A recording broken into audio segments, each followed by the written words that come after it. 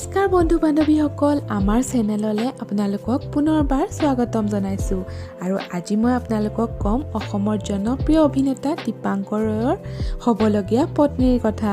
অসমৰ জনপ্ৰিয় অভিনেতা দীপাংকৰ ৰয়ৰ হ'বলগীয়া পত্নীৰ নাম হ'ল জয়শ্ৰী বৰ্মন। জয়শ্ৰী বৰ্মনৰ জন্ম 1999 চনত নলবাৰী জিলাত। জয়শ্ৰী বৰ্মনৰ ঘৰত মতা নাম হ'ল জয়া। তেওঁ মাক দেউতাকৰ একমাত্ৰ জীয়ৰী আৰু তেওঁক মৰমতে সকলোৱে জয়া বুলি মাতে।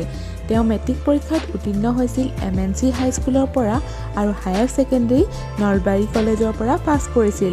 তেওঁ এগৰাকী অসমৰ জনপ্ৰিয় অভিনেত্ৰী। নাচ বাদ্য গীতেৰে তেওঁ জনপ্ৰিয়তা লাভ কৰিবলৈ সক্ষম হৈছিল আৰু তেওঁ বৰ্তমান কৰ্মসূত্ৰে গুৱাহাটীৰ বাসিন্দা। যিসকলে জয়শ্ৰী বৰ্মনৰ অভিনয় চাই ভাল পায় তেওঁলোকে আমাৰ ভিডিঅ'টোত এটা লাইক কৰিব, কমেণ্ট কৰিব আৰু নতুনসকলে চেনেলটি ছাবস্ক্ৰাইব কৰি ল'ব।